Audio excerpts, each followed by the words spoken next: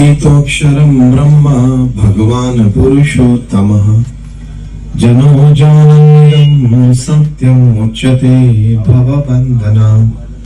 श्री स्वामीनारायण भगवाननी जय। अक्षर पुरुषोत्तम महाराजनी जय। राधा कृष्ण भगवाननी जय। सियावर रामचंद्र भगवाननी जय। प्रमुख स्वामी महाराजनी जय। महंत स्वामी महाराजनी जय। અને ભગવાન સ્વામિનારાયણ આપણને સરળ શબ્દોમાં સમજાવી. આપણે બધા અહીંયા બેઠા છીએ, આપણને 70-80 વર્ષનું મનુષ્ય જીવન પ્રાપ્ત થયું છે. 5-10 ઓછા વત્તા ભગવાનની ઈચ્છાથી, પણ 70-80 વર્ષનું આપણું આ જીવન છે. તો એ જીવનના અંતે આપણને સંતોષ થાય એવું જીવન આપણે જીવવું જોઈએ. જે પણ વ્યવસાય, નોકરી, ધંધો, વેપાર આપણે કરીએ, પારિવારિક જવાબદારીઓ આપણે સંભાળીએ, સાચવીએ, નાની મોટી કોઈ સામાજિક સેવામાં આપણે જોડાઈએ, ભગવાન પ્રત્યેની શ્રદ્ધા અને ભક્તિ દ્રઢ કરીએ. આ બધું કરતા કરતા આપણને જીવનમાં અંત સમયે સંતોષ પ્રાપ્ત થાય કે ભગવાને મને આ મનુષ્ય શરીર અને મનુષ્ય જીવન આપ્યું, તો મારું જીવન સાર્થક મેં કર્યું. જીવન સાર્થકપણાનો જે સંતોષ એ બહુ જ મોટી વાત છે, અને એ આપણે બધા પ્રાપ્ત કરી શકીએ છીએ. થોડી સમજદારી, થોડો વિચાર, એની સ્પષ્ટતા, સ્વચ્છતા, થોડાક આપણા વર્તણૂકો, આપણા અભિગમો એ આપણે યથાર્થ અને યોગ્ય રાખીએ તો જીવનનો આપણને સંતોષ મળી શકે છે. બાકી તો પૃથ્વી પરથી રોજ 1.5 લાખ માણસો વિદાય લે છે. 24 કલાકમાં 1.5 લાખ એટલે 86,200 સેકન્ડમાં 1.5 લાખ માણસો પૃથ્વી પરથી વિદાય લે છે. આપણે આ પ્રવચનની શરૂઆત કરી 5 મિનિટ થઈ. 5 મિનિટ એટલે 300 સેકન્ડ. 500 લોકો પૃથ્વી ઉપરથી જતા રહ્યા.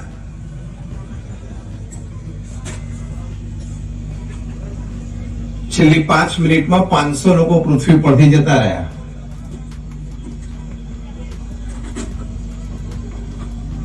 ભગવાનની ઈચ્છા હોય અને આવતીકાલનું ફૂલ કોન્સન્ટ્રેશન કેસલી અને બિલીમોરા ઉપર રાખે તો 1.5 લાખનું. એટલા માટે વાત સમજાવવાની, જે વાસ્તવિકતા, જે હકીકત છે કે આપણને આજે 70-80 વર્ષનું જીવન મળ્યું છે. એક કોવિડ માંથી આપણે બચી ગયા, બીજા કોવિડ માંથી બચી ગયા, ત્રીજો પાછો શરૂ થયો છે. તો આપણે આપણું જીવન સાર્થક કરવું જોઈએ. આપણને પણ જીવનમાં સંતોષ થાય અને અન્યને પણ એમ લાગે કે આ માણસનું જીવન જીવ્યો. તો એની માટેની અગત્યની જે આપણે વાત, વિચાર, વર્તણૂક, અભિગમની વાત કરીએ છીએ, બ્રહ્મ સ્વરૂપ પ્રમુખ સ્વામી મહારાજ જેમને સમાજને આટલું બધું આપ્યું, એમની સાથે એક યુવાનનો વાર્તાલાપ હતો. એ વાર્તાલાપમાંથી જીવન જીવવાની શૈલી આપણને બહુ સ્પષ્ટ થાય છે. પ્રમુખ સ્વામી મહારાજ અમદાવાદમાં હતા અને એક આઈએએસ થનાર યુવાન, એટલે ભવિષ્યમાં કલેક્ટર અને કમિશનર બને, એવા એક યુવાને પ્રમુખ સ્વામી મહારાજને એવું પૂછ્યું કે સ્વામી, જીવનના અંતે મૃત્યુ નિશ્ચિત છે, તો પછી જીવન જીવવાનો હેતુ શું છે? પ્રમુખ સ્વામી મહારાજે બહુ સુંદર જવાબ આપ્યો, જે શાસ્ત્રો, જે પોતાના અનુભવ પ્રમાણે, કારણ કે પ્રમુખ સ્વામી મહારાજને જનમાનસ, જનજીવન, જન પ્રકૃતિનો અનુભવ જબરજસ્ત હતો. પ્રમુખ સ્વામી મહારાજ એમના જીવનકાળ દરમિયાન જે સમાજની વચ્ચે રહ્યા, એટલું ભાગ્ય જ અત્યારે કોઈ સામાજિક આગેવાન કે સામાજિક સેવક એ રહી શકે.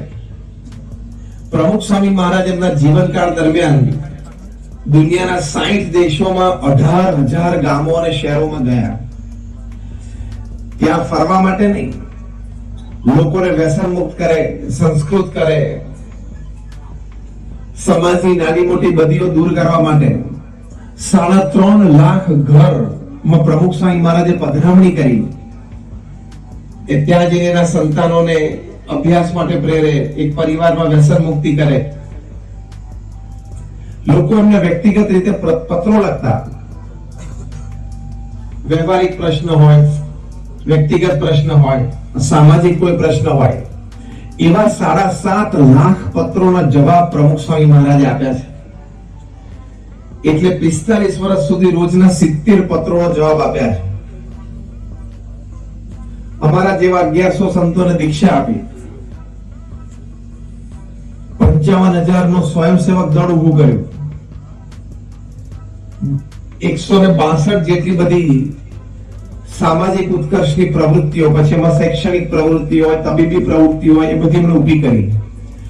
અને મોટામાં મોટી વાત, પ્રમુખ સ્વામી મહારાજે 45 વર્ષના ગાળામાં પોતાની ઉંમર 51 થી 95 સુધી, એટલે 45 વર્ષમાં પ્રમુખ સ્વામી મહારાજે 1300 સંસ્થાઓ ઊભી કરી. કોઈ સમાજ જીવન કોઈ જીવતું હોય, જાહેર જીવન જીવતું હોય, એવી કોઈ વ્યક્તિને તમે પૂછજો કે 45 વર્ષમાં 1300 સંસ્થાઓ બાંધવી એટલે શું? કોઈ વ્યક્તિ એક સંસ્થામાં ટ્રસ્ટી હોય, કોઈ વ્યક્તિ એક જગ્યાએ કોઈ સંચાલક હોય, તો પણ એ સંસ્થા કેવી રીતે ચાલે છે આપણને ખબર પડે. તમારામાંથી કઈ આગેવાનમાંથી કોઈ બેઠા હશે કે કોઈ એક સંસ્થામાં આપણે ટ્રસ્ટી હોઈએ, કોઈ એક સંસ્થામાં આપણે એક વ્યવસ્થાપક હોઈએ, સંચાલક હોઈએ, તો સાંજ પડે સંસ્થાના નાના મોટા પ્રશ્નો એ ઉકેલતા કેટલી નાની મોટી તકલીફો પડે છે. પ્રમુખ સ્વામી મહારાજે 45 વર્ષના ગાળામાં 1300 સંસ્થાઓ બાંધી. એટલે હવે હું ડિસઇન્ટિગ્રેશન એનાલિસિસ કરું છું, જિગ્નેશભાઈ. ડિસઇન્ટિગ્રેશન અને એનાલિસિસ કે 45 વર્ષમાં 1300 સંસ્થાઓ એટલે શું? અને એ પણ 51 વર્ષની ઉંમરથી આ કાર્ય શરૂ થયું. 51 વર્ષની ઉંમર આવે ત્યારે માણસની અડધી એનર્જી તો ઓછી થઈ જાય ને, વર્કિંગ કેપેસિટી અડધી ઓછી થઈ જાય. એક જમીન મળવી કે સંપાદન થવી, પછી એ જમીન ઉપર શું કરવું છે, હોસ્પિટલ, હોસ્ટેલ, સ્કૂલ, કોલેજ, મંદિરે નક્કી થવું, બીએપીએસ સંસ્થાના બોર્ડ ઓફ ટ્રસ્ટીઝમાં, પછી એની માટેનું ફંડ રેઝિંગ થવું, કારણ કે non profit organisation, non government organisation છે બીએપીએસ, એટલે ફંડ રેઝિંગ થાય. ત્યાર પછી એક સ્થાનિક જમીન એ દરમિયાન લોકલ ગવર્નમેન્ટ બોડીઝમાંથી લીગલી ક્લિયર થાય, આર્કિટેક્ટ પ્લાન ડિઝાઇન કરે, એ પ્લાન છે લોકલ ગવર્નમેન્ટ બોડીઝમાં પાસ થાય,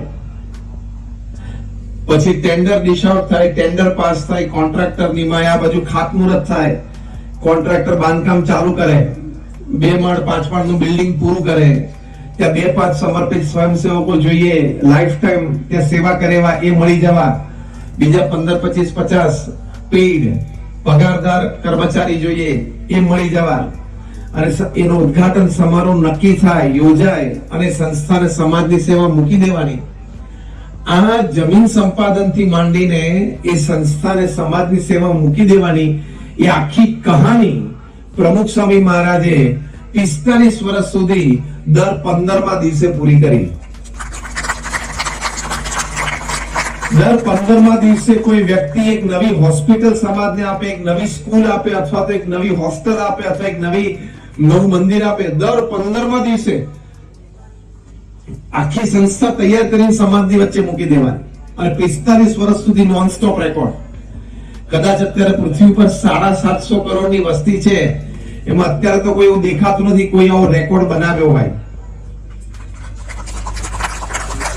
આટલું બધું જનજીવન, સમાજ સેવા, જનમાનસ, જન પ્રકૃતિનો અનુભવ પ્રમુખ સ્વામી મહારાજને. એમને આ યુવાને પ્રશ્ન પૂછ્યો, પૂછનાર પાછો યુપીએસસી રિટન એક્ઝામ ક્લિયર કરેલી, એટલે આઈએએસ થવાનો હતો, કલેક્ટર ને કમિશનર થવાનો હતો. એવા યુવાને પ્રમુખ સ્વામી મહારાજને આ પ્રશ્ન પૂછ્યો, શું કે જીવનના અંતે મૃત્યુ નિશ્ચિત છે, તો પછી જીવન જીવવાનો હેતુ શું છે? ફંડામેન્ટલ ક્વેશ્ચન છે.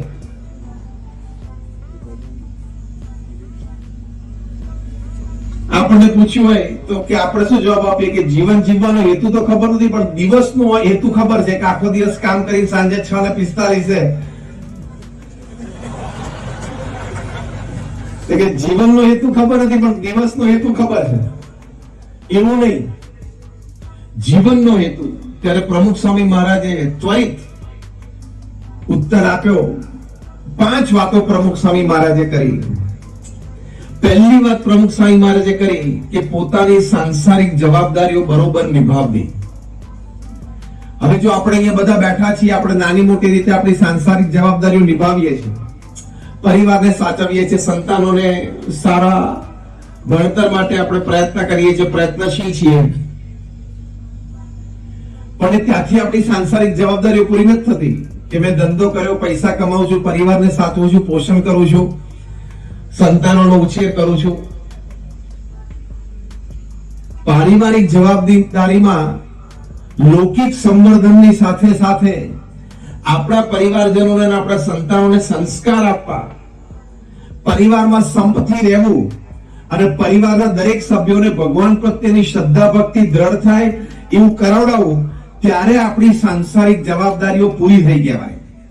જે પહેલો મુદ્દો પ્રમુખ સ્વામી મહારાજે કહ્યો તે એવી રીતે સાંસારિક જવાબદારીઓની વાત છે. તો જો પહેલી જ વાત કરી કે આપણે આપણા પરિવારજનોને, સંતાનોને સંસ્કાર આપવા જોઈએ. પ્રમુખ સ્વામી મહારાજ પોતાના વિશાળ અનુભવ પરથી કહેતા કે જો તમે તમારા સંતાનોને સંસ્કાર નહીં આપો તો એક દિવસ એવો આવશે કે તમારે સંપત્તિ અને સંતતિ બે ખોવાનો વારો આવશે. અને ઘણા સારા પરિવારોમાં આવે છે. ઘણા સારા પરિવારો એવા છે કે જેની પાસે ધન, સંપત્તિ, વૈભવ પુષ્કળ છે. એક પરિવારને અમે ઓળખીએ છીએ મુંબઈમાં. 5 જણનો પરિવાર છે. દર વર્ષે જાન્યુઆરી મહિનો શરૂ થાય એટલે આખા વર્ષના 52 શનિ રવિની ફોરેન ટ્રીપની ટિકિટો લઈ લેવાની. શુક્રવારે સાંજે જવાનું, સોમવાર સવારે આવવાનું. 52 વીકેન્ડ, શનિ રવિ પરદેશ જવાનું. પણ પરિવારમાં સંસ્કારના નામે ઝીરો. વ્યસનથી માંડીને, કુટેવોથી માંડીને કોઈ મોટાની માન મર્યાદાની કશું જ નહીં આ પરિવારમાં. તેવું જીવન તો પશુએ જીવે છે. પણ જો આવી રીતે આપણે સંસ્કાર ના આપી શકીએ તો આપણું જીવન અધૂરું કહેવાય. એટલે પ્રમુખ સ્વામી મહારાજ વાત કરતા કે તમે તમારા સંતાનોને સંસ્કાર આપો નહીં તો એક દિવસ સંપત્તિ અને સંતતિ બે ખોવાનો વારો આવશે. અને સંસ્કાર બગડે ત્યારે કેવી પરિસ્થિતિ થાય છે. મુંબઈમાં હમણાં એક 13 વર્ષના બાળકે, એટલે આમ તો કિશોર કહેવાય, એને પોતાની પાડોશમાં રહેતી એક 11 વર્ષની દીકરીનું કિડનેપ કરી, એને એટલે અપહરણ કર્યું અને એના પિતા પાસે 2 કરોડ રૂપિયા માંગ્યા. 13 વર્ષનો છોકરો ક્યાંથી શીખ્યો? તો કે ઓટીટી ઉપરથી. આ બધા ઓટીટી પ્લેટફોર્મ આવે ને, આખો દિવસ ચાલ્યા કરે તમારે, એમાંથી ક્યાંકથી શીખી ગયો. 15-17 વર્ષના 2-3 મિત્રોએ ભેગા થઈને પોતાના જ ગ્રુપમાં એક પોતાનો જ મિત્ર જે ખૂબ ધનાઢ્ય પરિવારમાંથી આવતો હતો,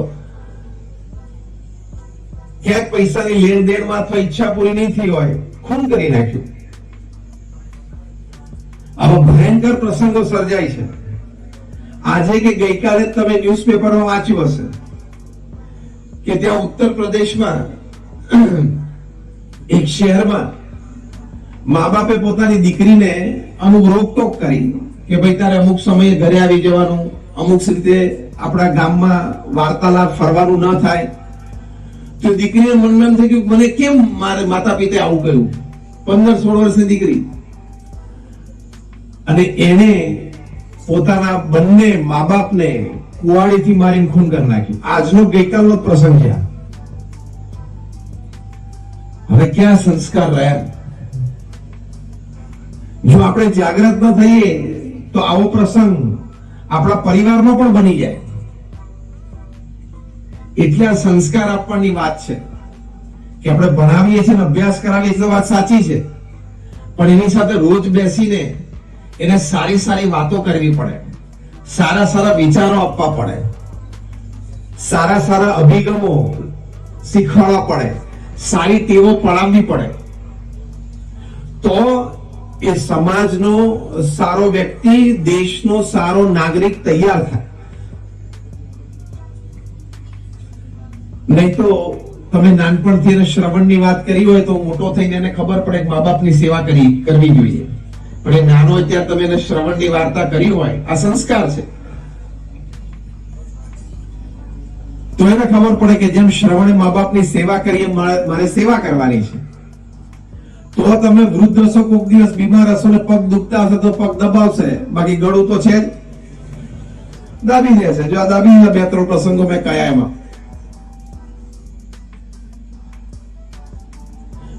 મોટા શહેરોમાં તો એવરેજ રોજ એક પ્રસંગ બને છે કે જ્યાં યુવાનોએ પોતાના મા બાપમાંથી કોકને માર્યા હોય, અને અઠવાડિયે એકાદ પ્રસંગ તો મારી નાખ્યા નો પણ બને છે.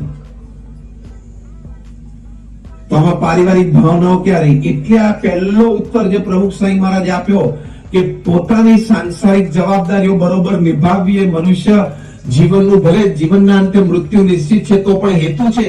એમાં ખાલી આપણે આર્થિક સંવર્ધન આપણા પરિવારનું કરીએ એટલું નહીં, પણ સાથે સાથે સંસ્કાર પણ આપવા પડે. નાનપણથી તમારે એમને બેટા સાચું બોલવું જોઈએ, મા બાપને પગે લાગવું જોઈએ, શિક્ષકને સ્કૂલે જાય તો પગે લાગવું જોઈએ, પોતાના મિત્રો સાથે કોઈ ચીટિંગ ના કરવું જોઈએ, વ્યસન ના કરવું જોઈએ, સિગરેટ ના પીવાય, બીડી ના પીવાય, દારૂ ના પીવાય. આ બધું એને કહેવું પડે, સમજાવવું પડે નાનપણથી, સારો અભ્યાસ કરાય, તો એ સમાજનો સારો વ્યક્તિ અને દેશનો સારો નાગરિક બને. અને એવા સંસ્કારી છોકરા તૈયાર થાય ત્યારે આપણી સાંસારિક જવાબદારીઓ આપણે થોડી પૂરી કરી કહેવાય. બીએપીએસ સંસ્થામાં બાળ મંડળ ચાલે છે, બાળકોને આ સંસ્કાર આપવામાં આવે છે, કિશોરો યુવકોની સભાઓ ચાલે છે, એના મંડળોમાં બધી વાત કરવામાં આવે તો કેવા સરસ છોકરાઓ તૈયાર થાય, જેની માટે એના પરિવારને ગર્વ થાય, એના સમાજને ગર્વ થાય, દેશને ગર્વ થાય, એવા વ્યક્તિઓ તૈયાર થાય છે. લંડનનો એક યુવાન રૂપેશ જે બીએપીએસ સંસ્થા સાથે નાનપણથી જોડાયેલો, એ લંડનથી મુંબઈ એરપોર્ટ ઉપર ઉતર્યો અને ત્યાં ઇમિગ્રેશનમાંથી બેલ્ટ ઉપરથી બેગ લેવામાં અદલા બદલી થઈ ગઈ. એના જેવી જ કોકની બેગ હતી ને કોકની એના જેવી જ હતી, બેની કાળી બેગ સરખી હતી. તો પેલા પારસી વ્યક્તિ આ બેગ લઈને નીકળી ગયા અને આ બેગ લઈને નીકળ્યા, બંને એમ કે આપણે પોતાની બેગ લીધી છે, નીકળી ગયા. આ રૂપેશ ત્યાં દાદર સ્વામિનારાયણ મંદિરે આવ્યો ત્યારે એને ખબર પડી કે આ બેગ મારી નથી, ઉપરથી એવી જ લાગતી હતી, તો કે આ બેગ મારી નથી. પછી એને ખોલ્યું, ચેન ખોલ્યું તો અંદર લેપટોપ હતું, પોતાની બેગમાં લેપટોપ હતું, એટલે બેને વજન તો સરખું જ લાગે, બે પોતાની દેખાતી હતી સરખી, વજન સરખું લાગ્યું, લઈને નીકળી ગયા. પણ રૂપેશનું લેપટોપ હતું ને $500 નું હતું, આ બેગમાંથી જે લેપટોપ નીકળ્યું ને $5000 નું હતું. બીજું અંદર લગભગ $10,000 કેશ પડેલા, બીજા $50,000 પણ કેશ હતા. હવે આપણેની જગ્યાએ તો આપણને શું થાય, મજા આવી ગઈ. પણ આ રૂપેશને પહેલો વિચાર આવ્યો કે હું બીએપીએસ સંસ્થામાં પ્રમુખ સ્વામી મહારાજના બાળ મંડળ, કિશોર મંડળમાં ઉછર્યો છું, તો મારાથી કોઈ દિવસ આ બેગ વિશે બીજો વિચાર થાય નહીં. એટલે એને અંદર કોઈ વિઝિટિંગ કાર્ડ પડ્યું છે કે નહીં ચેક કર્યું, એમાંથી એને મળ્યું કે આ વ્યક્તિનું નામ, એનો ફોન નંબર, અમેરિકાનો ફોન નંબર હતો. આ તો પેલી વ્યક્તિ ઇન્ડિયા આવે એટલે પાછો બંધ રાખ્યો હશે, વોટેવર. તે માંડ 6-8 કલાકે સંપર્ક થયો અને પછી રૂપેશે કીધું ભાઈ તમારી બેગ બદલી ગઈ. તો કે હા હું ચિંતામાં છું, મારી પાસે કોકની બેગ આવી ગઈ જેવી. તો કે તમારી બેગ મારી પાસે છે, તમે ક્યાં છો અત્યારે? તો કે હું મુંબઈમાં અહીંયા અંધેરીમાં આ હોટલમાં છું. તો કે હું દાદર મંદિરે જ છું. એટલે કે બીએપીએસ મંદિર દાદર, મને અંધેરી આવતા અડધો કલાક થશે ટ્રેનમાં, તમે ત્યાં રોકાવ, હું તમને તમારી બેગ આપવા માટે આવું છું. અને રૂપેશે ત્યાં જઈને બેગ આપી દીધી. પેલા વ્યક્તિને આશ્ચર્ય થયું કે આ કળિયુગમાં શક્ય જ નથી. એમને રાજી થઈને એક નાની ભેટ આપવાનો પ્રયત્ન કર્યો રૂપેશે ને, તો રૂપેશે ના પાડી કે મને તો નાનપણથી સંસ્કાર છે કે કોઈનું અણહકનું લેવાય જ નહીં. એટલે આ તો તમારું છે, હું તો તમને આપવા માટે આવ્યો છું. તમારે જે મને આપવું હોય કોઈ સમાજ સેવામાં કે મંદિરમાં વાપરી કાઢજો. મારે કોઈ પુરસ્કાર જોતો નથી, મેં તો મારી ફરજ જ અદા કરી છે. જો આને સંસ્કાર કહેવાય. આવા સંસ્કારોની વાતો આપણે નાનપણથી આપણા સંતાનોને કરવી જોઈએ. ઇંગ્લેન્ડમાં અમારા એક યુવક છે દીક્ષિત. એનું નાનપણથી સપનું હતું કે મારે ગ્રાફિક્સ ડિઝાઇન અને ફોટોગ્રાફીમાં ગ્રેજ્યુએશન કરવું છે. એને ગમતી હતી એ લાઈન. અને એમાં પણ અમે આખા ઇંગ્લેન્ડ અને આખા યુરોપની જે નંબર 1 કોલેજ છે રેવન્સલેન્ડ યુનિવર્સિટી, એમાંથી મારે આ કોર્સ કરવો છે. આ કોર્સ માટે યુનિવર્સિટી બેસ્ટ છે. અને પોતાનું સપનું પૂરું થયું અને એને એમાં એડમિશન મળ્યું. નાનપણથી કોઈ વિદ્યાર્થીને એવો સંકલ્પ હોય કે મારે આ યુનિવર્સિટીમાં આ જ કોર્સ કરવો છે, એ જ યુનિવર્સિટીમાં એ જ કોર્સમાં એને એડમિશન મળે, કેવડી મોટી વાત. પણ બન્યું એવું અનફોર્ચ્યુનેટલી કે એમના મધરને એક પેરાલિસિસનો સ્ટ્રોક આવ્યો. સિંગલ મધર હતા, એટલે એના ફાધર હતા નહીં, દીક્ષિતને. અને ઇંગ્લેન્ડમાં કઈ આપણી જેવી અહીંયા બધી વ્યવસ્થાઓ થાય નહીં. ઘરમાં એક બે નોકર હોય, કોઈક રાંધી આપે, એવી કોઈ વ્યવસ્થા ના હોય. અને કોકના ઘરે હોય તો એ લોકોને પોસાતી હોય, ધનાઢ્ય હોય તો. બાકી મિડલ ક્લાસ લોકો કોઈ દિવસ આવી વ્યવસ્થા નહીં, બધા સેલ્ફ સર્વિસમાં જ હોય. દીક્ષિતને એમ થયું કે હું કોલેજ જઈશ તો મારા માતાને ખવડાવશે કોણ, મારી માતાની કેર કોણ કરશે, અને ટાઈમે ટાઈમે દવા કોણ આપશે, અને ફિઝિયોથેરાપિસ્ટ જે ઘરે આવે છે એનો ટાઈમ બધો સાચવવાનો. એટલે એને યુનિવર્સિટીમાં ઈમેલ મૂક્યો અને કહ્યું કે ભાઈ હું એડમિશન ફોરગો કરું છું, મારી જગ્યાએ બીજા કોઈને તમે એડમિશન આપી દેજો, અને હું એડમિશન લઈ શકું એમ નથી. એટલે કોલેજમાંથી એમને કીધું કે તમારે પૈસાની કોઈ તકલીફ હોય, ફીની, તો એ આપણે બેસીને વાતચીત કરીએ, કારણ કે એન્ટ્રન્સ ટેસ્ટમાં તમારું પરફોર્મન્સ બહુ સારું છે. તો દીક્ષિતે કહ્યું કે વાત સાચી છે, મારે કોઈ એવી પૈસાની ચિંતા નથી, ફીની તો વ્યવસ્થા છે મારી પાસે, પણ મારાથી આ વર્ષે ભણવા નહીં આવી શકે. એટલે કોલેજને વધારે ઇન્ટરેસ્ટ પડ્યો અને પૂછપરછ કરીને દીક્ષિતે કીધું કે મારા મધરને પેરાલિસિસનો અટેક આવ્યો છે, હું ને મારા મમ્મી 2 જણા ઘરમાં રહીએ છીએ, એટલે મમ્મીની સેવા મારે કરવી પડશે, એટલે તમે બીજાને એડમિશન આપી દો. અને દીક્ષિતે આ રેવન્સલેન્ડ યુનિવર્સિટીમાં ગ્રાફિક્સ એન્ડ ડિઝાઇન એન્ડ ફોટોગ્રાફીમાં જ્યાં પોતાનું બાળપણથી સપનું હતું એ જવા દીધું. અને 2 વર્ષ સુધી ઘરે રહીને મધરની સેવા કરી. અને ફિઝિયોથેરાપિસ્ટ રોજ આવે તેની પાસેથી બધું જોઈ લીધું, સમજી લીધું, જાણી લીધું, જાતે ફિઝિયોથેરાપી પણ કરે.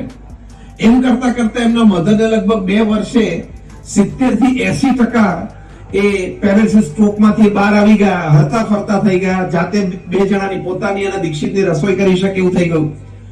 પછી દીક્ષિતે પાછું એપ્લાય કર્યું યુનિવર્સિટીને. એમ થયું કે આવો સેવાભાવી યુવાન, આવા ફેમિલી વેલ્યુઝ એટલે કે પારિવારિક મૂલ્યોને સમજનારો અને પોતાના મા બાપની સેવાને પોતાની કારકિર્દી કરતા પણ વધારે મહત્વ આપનારો યુવાન એ આપણી કોલેજમાં હશે તો આપણી કોલેજની પ્રતિષ્ઠા વધશે. તો રેવન્સલેન્ડ યુનિવર્સિટીએ દીક્ષિતને એડમિશન આપ્યું.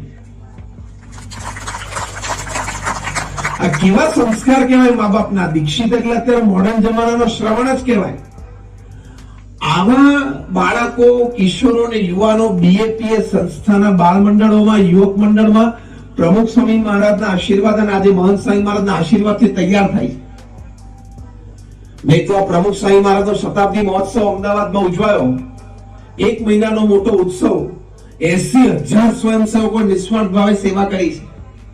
કોઈએ 5 દિવસ, કોઈ અઠવાડિયું, કોઈ 10 દિવસ, વળી કોઈ મહિનો, કોઈ 4 મહિના, 6 મહિના ને વર્ષ.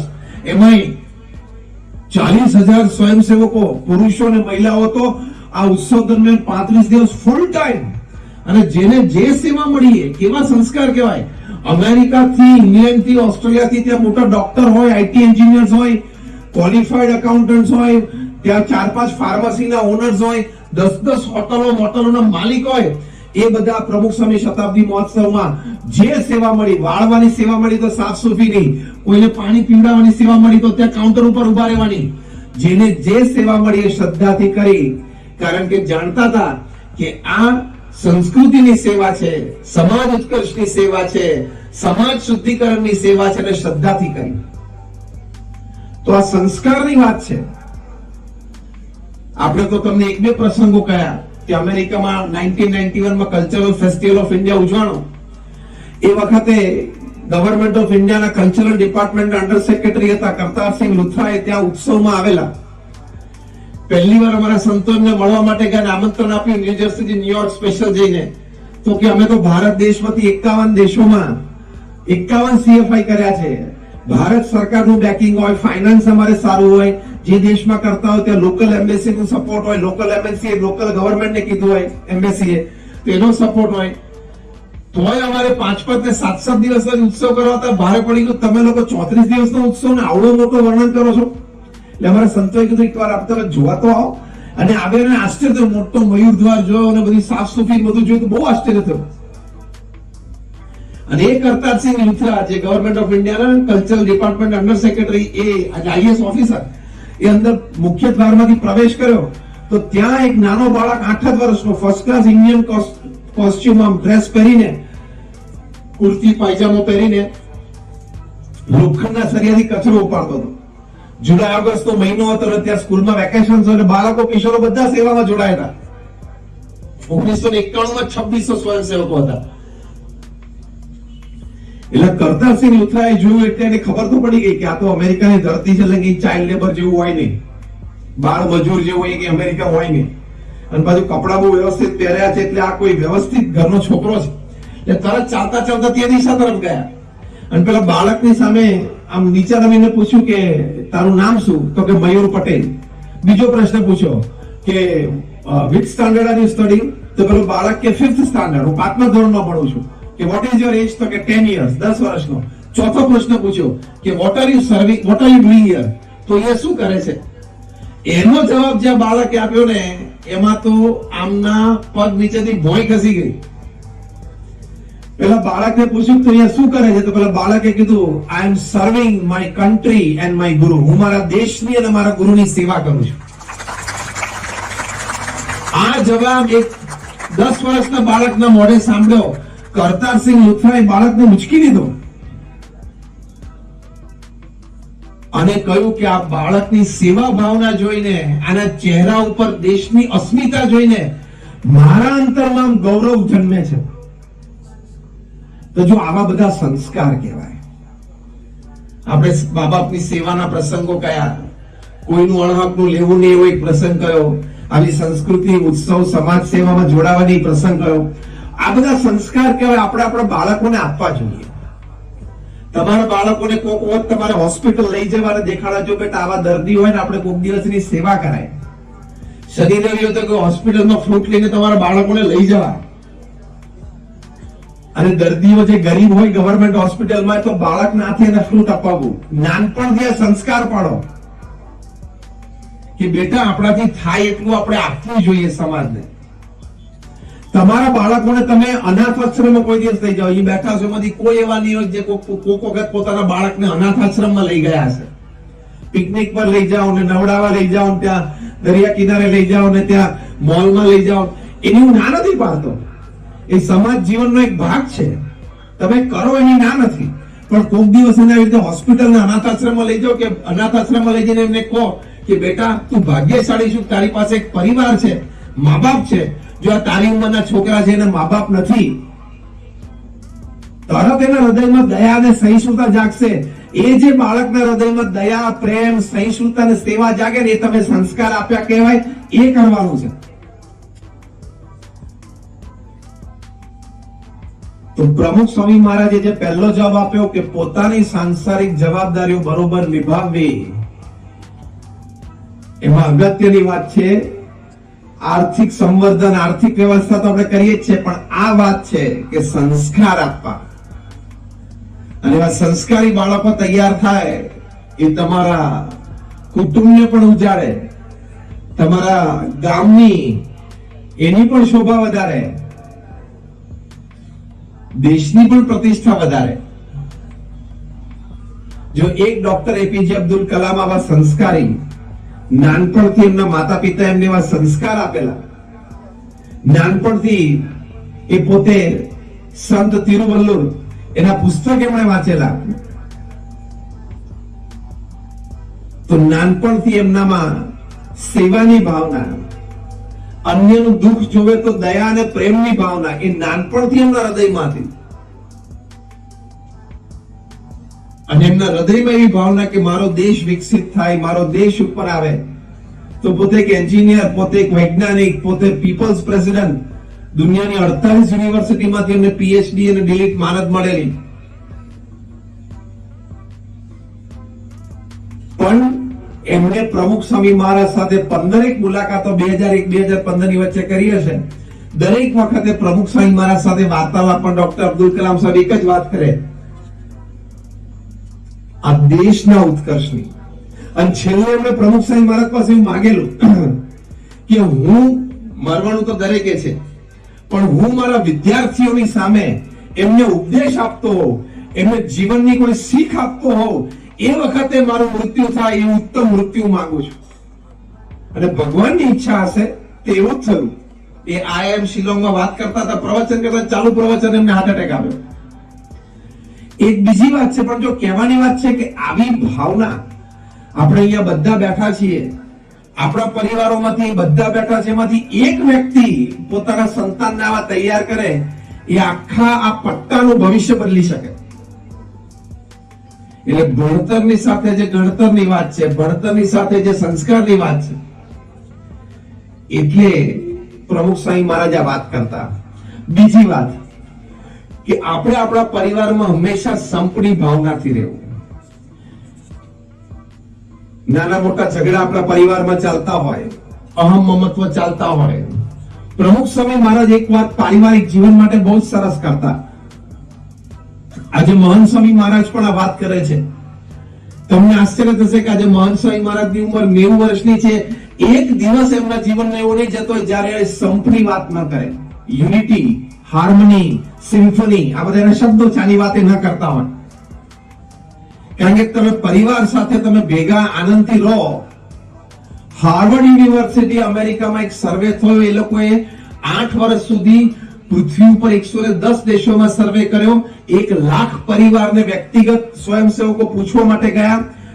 Across caste, creed, colour, religion, nationality બધાને પૂછ્યું. એક જ પ્રશ્ન 1 લાખ પરિવારને પૂછ્યો 110 દેશોમાં, જુદા જુદા ધર્મના પરિવારોને. પ્રશ્ન શું હતો કે તમારી દ્રષ્ટિએ પૃથ્વી ઉપર સૌથી મોટું સુખ કયું છે? ત્યારે છેલ્લે જે રિપોર્ટ તૈયાર થયો એમાં ખ્યાલ આવ્યો કે 67% લોકો એવું કીધું કે પારિવારિક જીવનમાં પરિવારના જે સભ્યો છે, જેના માટે આપણને પ્રેમ અને આદર છે, એ પરિવારના સભ્યોને આપણી માટે પ્રેમ અને આદર છે, એમની સાથે સમય વિતાવો, ક્વોલિટી ટાઈમ અને ક્વોલિટી ટાઈમ વિતાવો, એ પૃથ્વી ઉપર સૌથી મોટો આનંદ છે.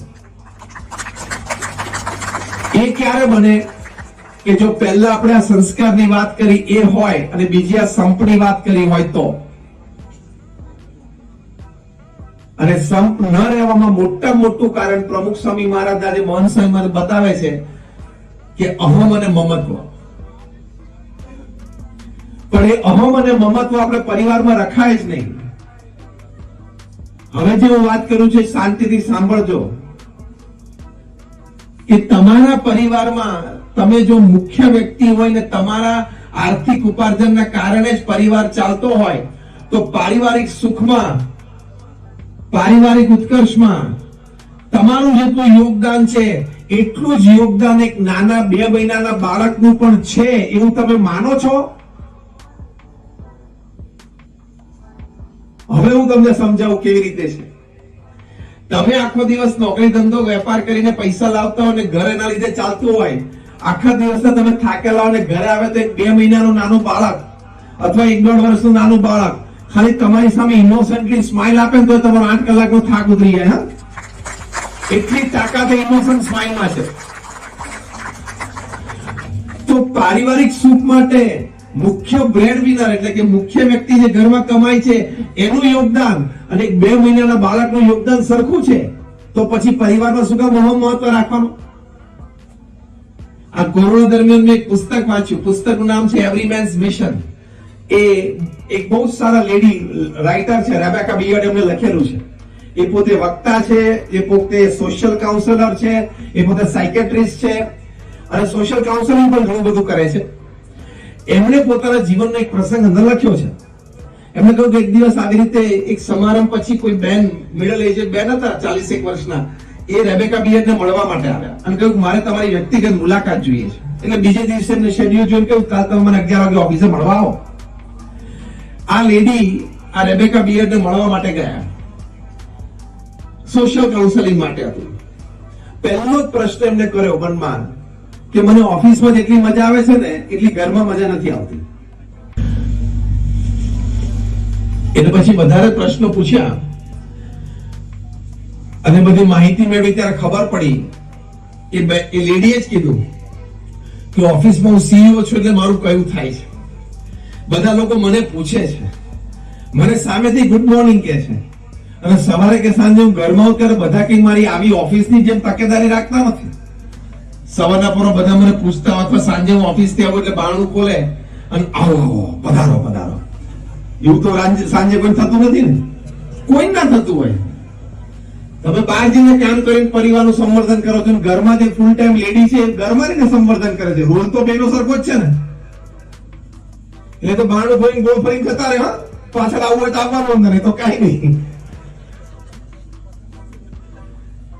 આ બધા પ્રશ્નો રજૂ કર્યા પછી રેબેકા બિયર્ડે બહુ જ સરસ વાતો કરી. આ પુસ્તકમાં લખેલું છે, મને બહુ જ ગમી. પહેલી વાત આ જ કરી કે તમે માનો કે તમારો પારિવારિક ઉત્કર્ષમાં, પારિવારિક સુખમાં તમારો જેટલું યોગદાન છે એટલું જ એક નાના બાળકનું છે. બીજું એમણે કહ્યું કે તમારે પરિવારમાં એક પરિવારજન તરીકે તમે રહેતા હો તો તમારે અભિગમ શું રાખવાનો કે આ બધા જે બાકીના 3 કે 5 પરિવારજનો છે એના વગર મારું જીવન અશક્ય છે. એ તમારે અભિગમ રાખવાનો અને જે હકીકત છે, કારણ કે ત્યાં આપણે પ્રેમ, આદર, લાગણી અને આજીવન સાથે રહેવાનો એક નિર્ણય, એ બધા અભિગમો સચવાયેલા છે. પછી ત્રીજી વાત કરી કે તમે પરિવારમાં રહેતા હો તો તમારે પરિવારજન પાસેથી અપેક્ષા નહીં રાખવાની. એટલે જો અહીંયા અહમ અને મમત્વ બે 0 થઈ જાય. મને બોલાવે, મને પાણી પીવડાવે, એ તો નાનો અભિગમ હોય.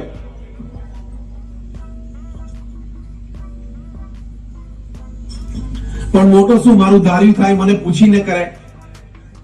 પરિવારમાં જે વડીલ વ્યક્તિઓ, બધા જ પરિવારોમાં પ્રશ્ન છે કે બધા મને પૂછીને કરે. અને મોટો પ્રશ્ન બિચાર દુખી બધા એ જ હોય છે, મને કોઈ પૂછતું નથી. પણ જે દિવસથી તમે પૂછે એવો અભિગમ મૂકી દો ને, એ દિવસથી બધા પૂછવાનું ચાલુ કરે. ત્યાગે સો આગે અને માગે સો ભાગે, એવું છે. આ વાત એમણે સમજાવી.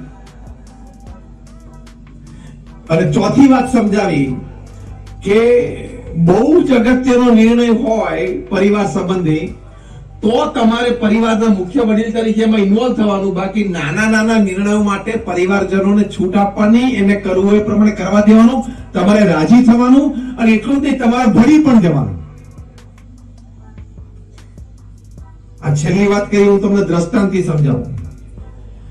ઉનાળાનું હમણાં વેકેશન પડશે છોકરાઓને, એટલે પરિવારના બધા કહેતા આપણે ફરવા જઈએ અને તમારી ઈચ્છા હોય કે આપણે શિમલા ફરવા જવા માટે જવું છે અને તમારા પત્નીની ઈચ્છા હોય કે આપણે માથેરાન ફરવા જવું છે, તો ક્યાં જવાનું? બોલો. બધા માથેરાન બોલે. પ્રવચન પૂરું, સમજાવવાનું તે સમજાવી દીધું. આ તો એક હળવી ગમ્મતની વાત છે. સિદ્ધાંત શું છે કે પરિવારજનોને છે ને તમે મુખ્ય વડીલ તરીકે મોટો નિર્ણય હોય એમાં જ ઇન્વોલ્વ થાવ. તમે મકાન લીધું એમાં ઇન્વોલ્વ થવાનું તમારે, કારણ કે પૈસા તમારે ચૂકવવાના છે. પછી અંદર ઇન્ટિરિયરમાં પડદા કયા કલરના કરવાના એમાં કોઈ માથાકૂટ કરવાની જરૂર નથી. અને તમે એક દિવસ સાંજે ઓફિસ થી ઘરે જાઓ અને તમારા પત્ની એમ કે જો આપણે કર્ટન્સ લગાડી દીધા, જો આ કેવા લાગે છે, એટલે શું જવાબ આપવાનો? આવડી ગયો, બધું આવડી ગયું. જવાબ એટલો જ આપવાનો, સુપર્બ, એક્સિલન્ટ, અદ્ભુત. મારા મનમાં આ જ કલર હતો. કારણ કે તમારે સવારે 9 વાગે ઓફિસ જતું રહેવાનું, સવારે 9, 9:30 ઘરેથી નીકળી જવાનું, રાત સાંજે 6, 7 વાગે તમારે ક્યાં પડદા સામે જોઈને જિંદગી કાઢવાની છે.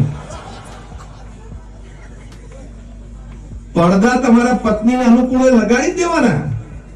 તમે સવારે ચા આપે તમને કપરવાળી નવા હોય તમને પૂછે કે આમ કેવા કપર કાપી આ નવા લીધા આપણે ગઈકાલે શું કહેવાનું ડિઝાઇન તો સુપર સિલેક્શન છે આનંદ જ કરવાનો જીવનમાં કારણ કે હવે આ ડિઝાઇન લીધી કાર ડિઝાઇન તમારે ચા જોડે મતલબ છે ને ટેસ્ટ જોડે અને ટાઈમિંગ જોડે મતલબ છે પછી સ્ટીલમાં પીવો કે સેરામિકમાં પીવો કે મેલામાઇનમાં પીવો શું ફેર પડે છે આ બધી વાતો નાની ને સામાન્ય લાગે છે પણ આમાં પરિવારની એકતા સચવાયેલી છે પરિવારમાં સુરતભાવ સચવાયેલો છે પરિવારનું સુખ સચવાયેલું છે તમારા બાળકોને કપડા લેવાના હોય તો તમારા પત્નીને કહું ભાઈ તમને જો જે યોગ્ય લાગે તારે લઈ દેવાના મારેમાં કોઈ માથાકૂટ નથી તો આનંદથી કારણ કે દરેક વ્યક્તિને જીવનમાં સ્વતંત્રતા જોઈએ દરેક વ્યક્તિ દરેક અસ્તિત્વને એમ જોઈએ કે મારું ધાર્યું થોડું ક્યાંક થાય કોઈ ક્ષેત્રમાં તેવું થોડું પરિવારમાં વેચી દેવાનું બધું પકડી નહીં રાખવાનું તો સંપ રહે અને આ સંસ્કાર અને સંપની સાથે સાથે શ્રદ્ધાની વાત છે પ્રમુખ સ્વામી મહારાજ આ વાત પણ સરસ કરતા કાયમ કહેતા જો એમના જ શબ્દો એક્ઝેક્ટલી ટાંકું છું પ્રમુખ સ્વામી મહારાજ કહેતા જીવનમાં શ્રદ્ધા અને ભક્તિ દ્રઢ કરવા જો પરિવારમાં દરેક સભ્યોને ભગવાન પ્રત્યેની શ્રદ્ધા અને ભક્તિ હશે ને તો દરેક સભ્યને વાણી વિવેક હશે દરેક સભ્યને નમ્રતા હશે દરેક સભ્યોમાં સહિષ્ણુતા હશે દરેક પરિવારના સભ્યને એકબીજા માટે ઘસાઈ છૂટવાની ભાવના હશે આ વાત સાબિત થયેલી છે તે અમેરિકામાં યુનિવર્સિટી ઓફ કોલંબિયાની પર બહુ મોટી રિસર્ચ કરેલી છે મોટો સર્વે કરેલો છે કે જે પરિવારોમાં ભગવાન પ્રત્યેની શ્રદ્ધા અને ભક્તિ છે અને કંઈક ધાર્મિક વિધિ વિધાન રોજ કરે છે અને સામે જે પરિવારોમાં ભગવાન પ્રત્યેની શ્રદ્ધા નથી અને કોઈ ધાર્મિક વિધિ વિધાન થતા નથી એ બંને પ્રકારના પરિવારોમાં વાણી વર્તન વિવેક અભિગમ ચારિત્ર ની દ્રષ્ટિએ કોઈ તફાવત છે જો કેટલો મોટો એક સર્વે અને રિસર્ચ કહેવાય અને વર્ષોના સર્વે અને રિસર્ચ પછી એ લોકો એક કન્ક્લુઝન પેપર તૈયાર કર્યું એમાં લખ્યું છે કે જે માનનારા પરિવાર છે એટલે જ્યાં ભગવાન પ્રત્યેની શ્રદ્ધા છે અને કંઈક ધાર્મિક વિધિ વિધાન રોજ થાય છે એ માનનારા પરિવારને નહીં માનનારા પરિવાર કરતા ઘણા બધા લાભ છે એમાં પહેલો લાભ લખ્યો કે માનનારા પરિવારો એટલે શ્રદ્ધાળુ પરિવારના બાળકોનું શૈક્ષણિક પરિણામ ન માનનારા પરિવારના બાળકો કરતા વધારે સારું જોવા મળ્યું જો પહેલો લાભ ભગવાનમાં શ્રદ્ધાનો પ્રેક્ટિકલ લાભ તમને આપું છું મોક્ષની અને સ્વર્ગની વાત બધી સાચી છે પણ પછી કોક વખત પણ અત્યારે અહીંયા પ્રેક્ટિકલ કેશ એન્ડ કેરી લાભ થાય એ તો પેલા લઈએ રોજિંદો લાભ કેશ એન્ડ કેરી લાભ કહેવાય એને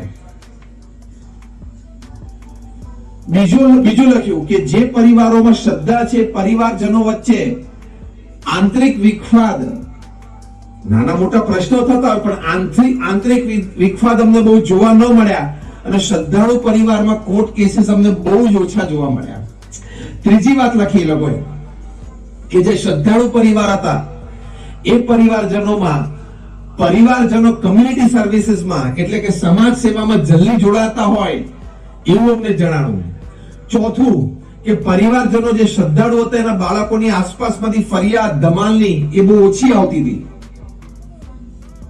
આવા તો અનેક લાભ લખ્યા છે આ એક લાભ એ પણ લખ્યો છે કે જે શ્રદ્ધાળુ પરિવાર છે ને નિત્ય ધાર્મિક વિધિ વિધાન ઘરમાં થાય છે એ પરિવારજનોનું ઓવરઓલ સ્વાસ્થ્ય એ નહીં માનનારા પરિવારો કરતા એ વધારે સારું અમને જણાવો તો જો ભગવાનમાં શ્રદ્ધાથી તમારા બાળકોની તેજસ્વીતા વધે છે અને એનું એકેડેમિક રિઝલ્ટ સારું આવે છે બાળકોને ચારિત્ર દ્રઢ થાય છે બાળકોની ફરિયાદ ઓછી આવે છે પરિવારજનોનું સ્વાસ્થ્ય સારું રહે છે પરિવારજનો નાની મોટી રીતે સમાજ સેવામાં જોડાય છે આટલા લાભ થતા હોય તો પણ આપણે ભગવાનમાં માનવું જોઈએ કે ના માનવું જોઈએ આગળ ઊંચી કરો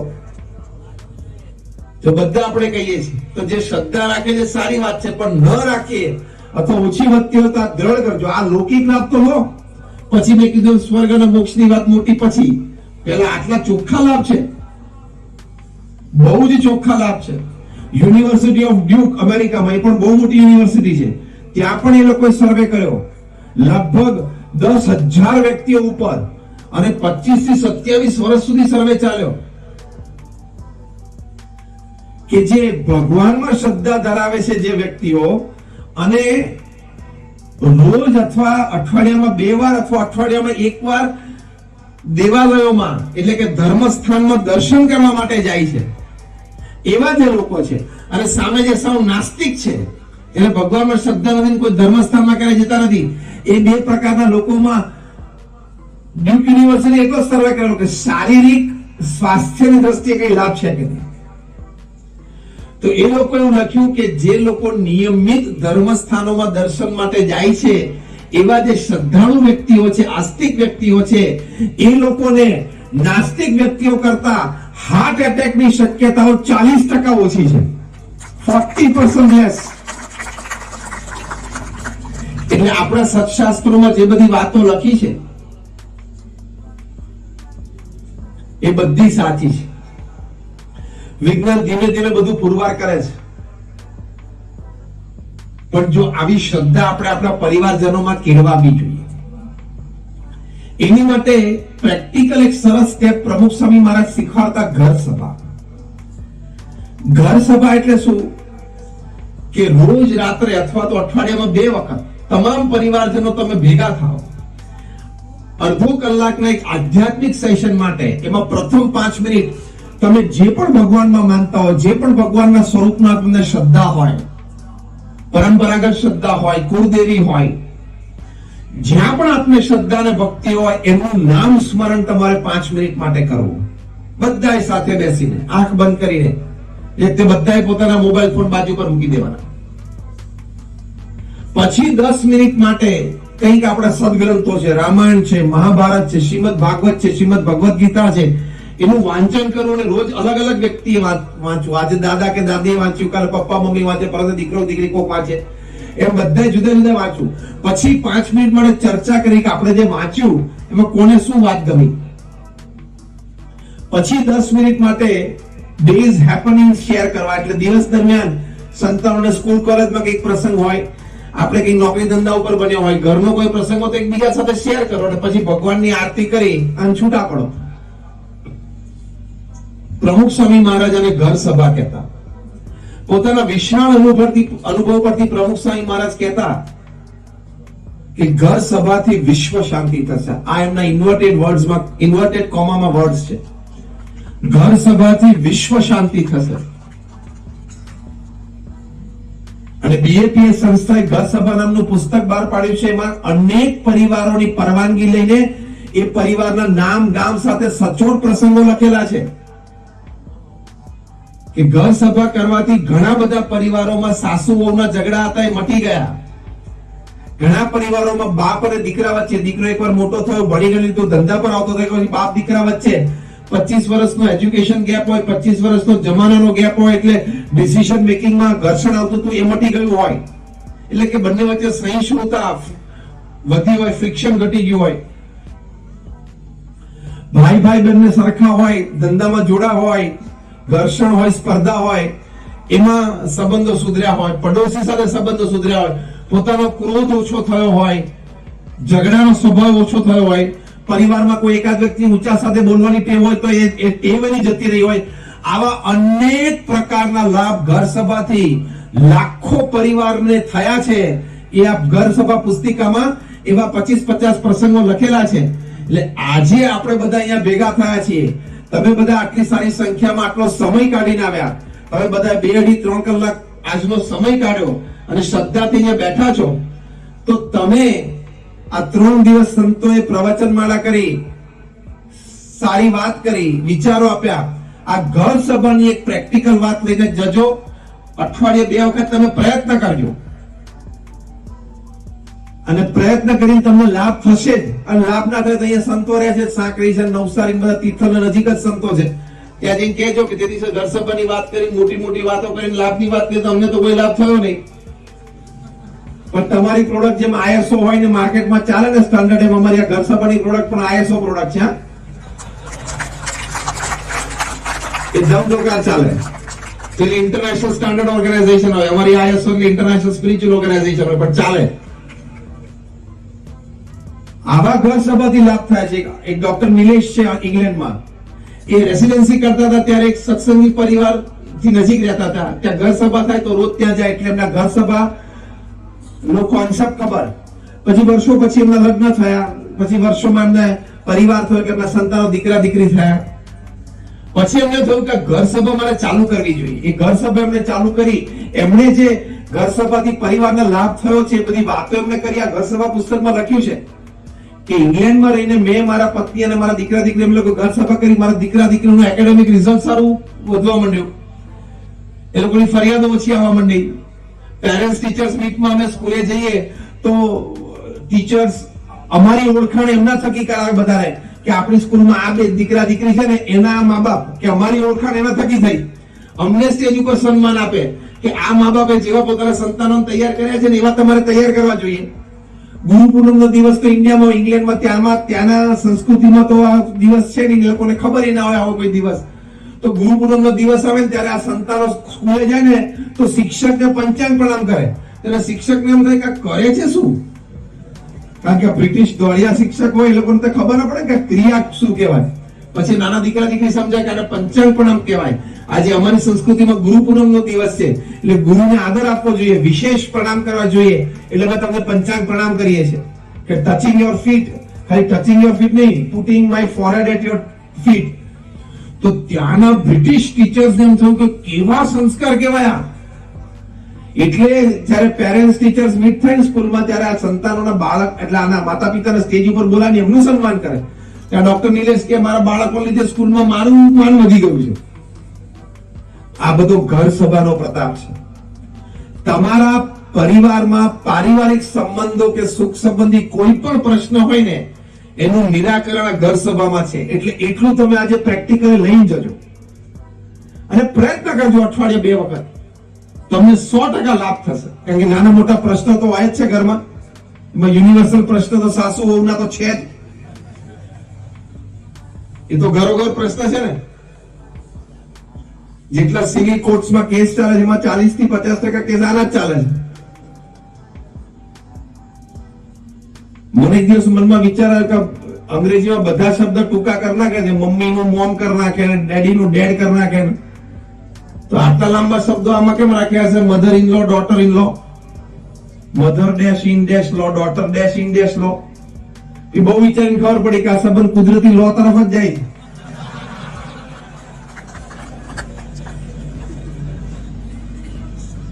પછી બીજો પ્રશ્ન હતો, ફાધર ફાધર ઇન લો બને, ડોટર ડોટર ઇન લો બને, મધર મધર ઇન લો બને, સન સન ઇન લો બને. વાઇફ કોઈ દિવસ વાઇફ ઇન લો ના બને. તમે જુઓ કેમ? શી ઇઝ ધ લો, પોતે જ કાયદો છે. આ તો બે ઘડી આનંદની વાત કરી, હળવી વાત, પણ કહેવાની વાત શું છે કે નાના મોટા પ્રશ્નો દરેક પરિવારમાં છે. એનું સમાધાન પ્રમુખ સ્વામી મહારાજ એક વખત સરસ બોલેલા. સ્વામી કે ભેગા બેસે અને ખુલ્લા મને વાતો કરે ને તેમાં ઘણા બધા પ્રશ્નોનું સમાધાન આવી જાય. પછી સ્વામી પ્રમુખ સ્વામી મહારાજ ઇંગ્લેન્ડમાં હતા ત્યારે બોલે કે આ દેશની સંસ્કૃતિ જ નથી કે ભેગા બેસીને ખુલ્લા મને વાતો કરે. તો જો આ શ્રદ્ધાની વાત છે તે પહેલો ઉત્તર જે જીવન જીવવાનો હેતુ શું છે એમાં પ્રમુખ સ્વામી મહારાજે આપ્યો કે પોતાની સાંસારિક જવાબદારીઓ બરોબર નિભાવવી. એમાં 3 વાત આપણે સમજ્યા: સંસ્કાર, સંપ અને શ્રદ્ધા. એ જો આપણે આપણા પરિવારમાં કેળવાવી શકીએ તો આપણો પરિવાર આદર્શ કહેવાય. તો હાર્વર્ડ યુનિવર્સિટી પ્રમાણે આપણે પારિવારિક સુખ સંપૂર્ણ લઈ શકીએ. બાકી અંગ્રેજીમાં એક કહેવત છે કે if you have won the whole world and you lose your family you will be tagged as a loser. કે તમે આખી દુનિયા જીતી, ધંધો વેપાર કરીને અબજો રૂપિયા તમે કમાયા, પણ પરિવારમાં જો તમે સંપના કેળવાવી શક્યા, પરિવારમાં વિખવાદ ચાલુ છે, પરિવારમાં તમે સંસ્કાર ના આપી શક્યા, તો તમને ટેગ તો શેનું લાગશે? લૂઝરનું, કે તમે જીવન હારેલા છો, તમે જીવન જીતેલા નથી. એવું ટેગ તો આપણે કોઈને લાગવા નથી દેવું. કોઈની ઈચ્છા ના હોય. માટે આપણે આની માટે ખૂબ જાગૃત રહેવું. બીજી વાત પ્રમુખ સ્વામી મહારાજે કરી જીવન જીવવાના હેતુમાં કે સત્શાસ્ત્રો પ્રમાણે પવિત્ર જીવન જીવવું. હવે પવિત્ર જીવનમાં શું શું આવે? પહેલી વાત આવે વ્યસન મુક્તિની, કોઈ પણ પ્રકારનું વ્યસન ના હોવું જોઈએ. બીજી વાત આવે કે આપણું ભોજન શાકાહારી હોવું જોઈએ. ત્રીજી વાત આવી કે આપણું ચારિત્ર પવિત્ર હોવું જોઈએ. તો આપણે સત્શાસ્ત્રો પ્રમાણે પવિત્ર જીવન જીવ્યા કહેવાય. તમે વ્યસન કરો છો, જે અહીંયા બેઠા હશે ને વ્યસન કરે છે, એની ઉપર મારે એક આક્ષેપ મૂકવો છે જાહેરમાં. જો તમારી પરવાનગી હોય તો મૂકો. જે વ્યસની અહીંયા બેઠા છે એ બધા ઉપર એક મોટો આક્ષેપ મૂકવો છે જાહેરમાં. તમારી પરવાનગીઓ આંગળી ઊંચી કરો કે તમારી પરવાનગી છે તો પછી મૂકો. સભામાં બધાની પરવાનગી છે ને, તો એક આક્ષેપ મૂકું કે હવે સાંભળજો, જે વ્યસન કરે છે ને એને પોતાની પત્ની પ્રત્યે કોઈ પ્રેમ નથી, પોતાના સંતાનો પ્રત્યે કોઈ પ્રેમ નથી, અને પોતાના વડીલ કે વૃદ્ધ મા બાપ કરવાની સેવાની, એ મા બાપની સેવા કરવાની કોઈ ભાવના નથી. આ મારો આક્ષેપ છે. ફરી એક વખત બોલું છું. જેને વ્યસન છે, કોઈ પણ પ્રકારનું વ્યસન કરે છે, તમાકુ કે દારૂનું, હવે તો ડ્રગ્સ ચાલુ થઈ ગયું હશે અહીંયા, એની ઉપર જાહેરમાં આક્ષેપ એવો છે કે તમને તમારા પત્ની પ્રત્યે કોઈ પ્રેમ નથી, તમારા નાના સંતાનો પ્રત્યે તમને કોઈ પ્રેમ નથી, અને તમારા વડીલ કે વૃદ્ધ મા બાપની સેવા કરવાની તમારી કોઈ ભાવના કે દાનત નથી. હવે મને ખોટો જે કહેતા હોય આંગળી ઊંચી કરો. સ્વામી તમારી આ વાત ખોટી છે. કોઈ આંગળી ઊંચી નહીં કરે. કેમ? તમે વ્યસન કરો છો, તમને ખબર તો છે ને કે આનાથી કેન્સર થાય છે. ભારતમાં રોજ 2000 વ્યક્તિઓ કેન્સરથી મરે છે. ટબાકો રિલેટેડ કેન્સર, બીજા કેન્સરની વાત નથી કરતો. તંબાકુથી થતા કેન્સર, તમાકુથી કેન્સર થાય, એ કેન્સરથી 2000 લોકો રોજ મરે છે. એટલે દર કલાકે 82 લોકો મરે છે. આપણે આ પ્રવચનની શરૂઆત કરી એક્ઝેક્ટ 1 કલાક થયો, 82 લોકો મરી ગયા તમાકુના કેન્સરથી. તમે કદાચ તમારા ગામમાં આડોશ પાડોશમાં બાજુના ગામમાં ક્યાંક જોયા હશે, આમ મોઢું થઈ જાય, આમ ચાવતો ને ભાઈ કાયમ આમ થઈ જાય, અને તો એની બાજુવાળાનો કાયલો દીકરો એના ઘરમાં બીજો તો પાછો એનું મોઢું આમ થઈ ગયું તોય ખાતો હોય. એના જેવો તો પૃથ્વી ઉપર કોઈ મૂર્ખ નહીં. એટલે બીજો આક્ષેપ આ છે કે જે વ્યસની છે ને એના જેવો પૃથ્વી ઉપર કોઈ મૂર્ખ નથી. હવે આ વાક્ય મારું સાચું હોય, જે સાચું માનતા હોય આંગળી ઊંચી કરો. વ્યસનીઓની વાત નથી કરતા, બધા સાચું માને છે, બધા આંગળી ઊંચી કરી. થોડાક તો વ્યસની હશે, એટલે એને હાથ ઊંચો કર્યો, હું મૂર્ખ છું. થયું ના થયું? કારણ કે તને ખબર છે કે આનાથી કેન્સર થાય છે.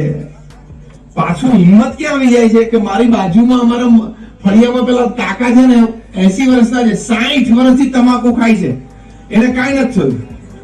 એવાય ઘણા હોય, અને ઘણા 2-5 વર્ષ પહેલા તમાકુનો કેન્સર લાગી પડી જાય. હવે આમાં આખી બ્લડની રિએક્શન સિસ્ટમ આપણી ક્યાં છે કોને ખબર? આ રેન્જમાં લાગી જશે તે દિવસે રોતા નહીં આવડે. અમે એક નજરે જોયેલો પ્રસંગ કહું તમને. એક બહુ જ સારો પરિવાર, જે પરિવારને હું લગભગ છેલ્લા 30 વર્ષથી ઓળખું છું, એ પરિવારની એક વ્યક્તિ, આ હું વાત કરું છું 1999 સાલની, એ વ્યક્તિની ઉંમર એ વખતે 30 વર્ષની. એને તમાકુનું વ્યસન, અને દિવસમાં 5, 10, 15 પડીકી ખાતા હશે. અમે બહુ વાર કીધું છોડી દો ને. 30 વર્ષની ઉંમરે રોજની 1000 કિલો ચાંદીનો વેપાર કરતા હતા. આ હું વાત કરું છું 1999 સાલમાં. અને જે દિવસે આખા રાજકોટ શહેરમાં કોઈની પાસે મર્સિડીઝ ગાડી નથી, આની પાસે મર્સિડીઝ ગાડી હતી. 1000 કિલો ચાંદીનો વહીવટ ધંધો રોજ કરતા હતા. પણ માન્યા નહીં તો માન્યા જ નહીં. અને એક દિવસ સવારે બ્રશ કરતા હતા, લોહીની ઉલટી થઈ, એટલે એ ગભરી ગયા. એટલે એમના પત્નીને ઉઠાડ્યા કે શું થયું? તો કે ચલો ડોક્ટર પાસે. તો ડોક્ટર પાસે ગયા. એના ફેમિલી ડોક્ટરે કહ્યું આવું થયું. એમને થોડું તપાસીને કીધું મને આમાં કંઈક બહુ મોટી ગંધ આવે છે, મોટું ડેન્જર છે આમાં, તમે તાત્કાલિક કોઈ કેન્સર સ્પેશિયાલિસ્ટ પાસે જાઓ. એટલે આ વ્યક્તિ કહે શું ડોક્ટર તમે ગાંડા થઈ ગયા છો? તો કે ના, હું સાચું કહું છું, તમારા ભલા માટે કહું છું, તમે જાઓ અને ત્યાં એક બહુ જ સારા કેન્સર સ્પેશિયાલિસ્ટ એમની પાસે ગયા, તો ડોક્ટરે બધા રિપોર્ટ્સ કાઢ્યા અને સ્પષ્ટ મોઢા ઉપર કીધું કે 4th સ્ટેજ કેન્સર, તમારી પાસે મેક્સિમમ 50 દિવસ છે અને દુનિયાનો કોઈ ડોક્ટર તમને બચાવી નહીં શકે. ત્યાં ને ત્યાં હોસ્પિટલમાં દિવાલ સાથે માથા પછાડ્યા એમણે.